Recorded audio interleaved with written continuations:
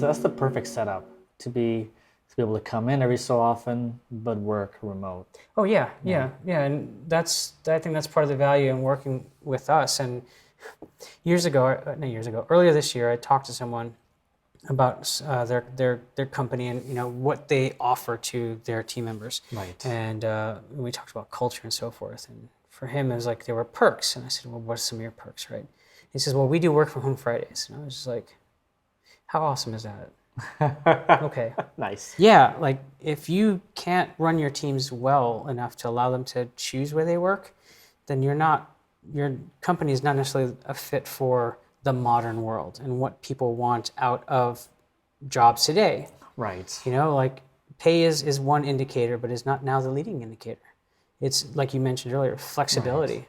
It is, do I have growth opportunities? What's the culture like? Right. How else can I grow? How else will I be challenged? You can't offer that in an environment that you say, okay, in order for me to trust that you're doing your job, I need to physically see you. There are other ways to measure someone's ability to be successful. You should trust someone, not babysit them. You should just of course trust them to do the job, respect them to do the job, and I guess the risk with that is that there is possibility of running into people that take advantage of that. Oh yeah. Yeah, we've run into that, and they don't work here anymore. How do you deal with that? How do you find the bad apples and reduce your risk of hiring more of them? It starts with doing an interview process that's 3 months long. Okay. I'm kidding. I was gonna say.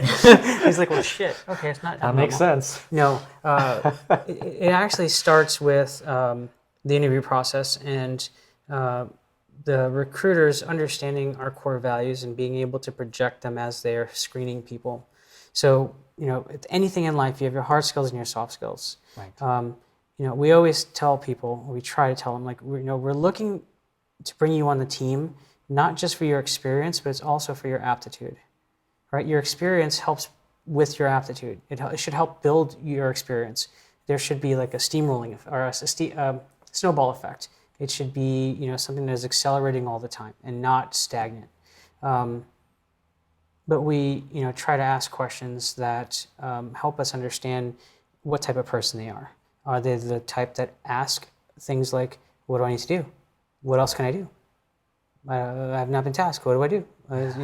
Or are they the type of individuals who, when challenged, lash out and can't take creative criticism? So there's all types of hard skill things that we test for. Those are the tests for your ability to do your job. Right. Then there's the soft skills that we really hone in on. Do you have empathy?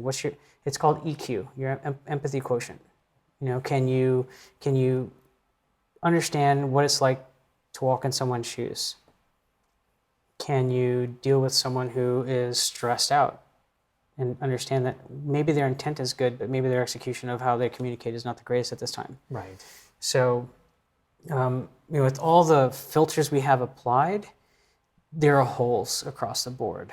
Right. And there will always be, humans are humans. And as much as we have companies that are providing AI services for things like filtering, whatever, the truth is the bad apples or, bad actors will come in. Mm-hmm. And so, my business partner and I will say often things like that your first 90 days really is your true, that's your interview.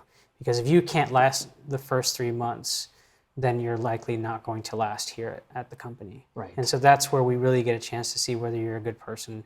I don't mean from an integrity perspective, which it does matter. Right. But are you a good person for Modus?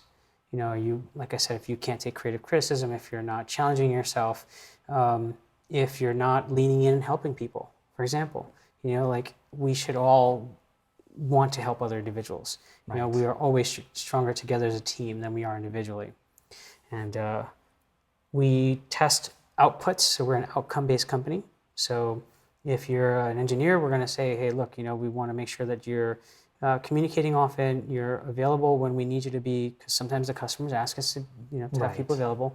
But, are you also adding value in the ways that we're asking you to add value? Committing code in a frequency that's required, making sure that you're contributing in things like daily stand-ups. And so we can measure someone's how well they are engaging and their effectiveness by just running them through the software development lifecycle process. Wow. Interesting. Yeah. So we have all types of ways to measure someone's effectiveness in any role. Okay. And intuition is important.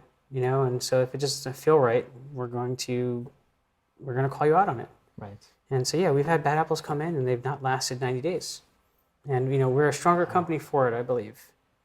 Right. So It's important to, I don't know, keep your team tight. I mean, I hate to say it, but sometimes if it's not a fit, it's not a fit, Yeah, and we have to protect I believe we all have to jealously protect our culture. The truth is, like, our culture is hyper important to us. And we're a growing company, we're a growth company, we're going to always be a growth company. And we never want to lose our edge, but we want to mature.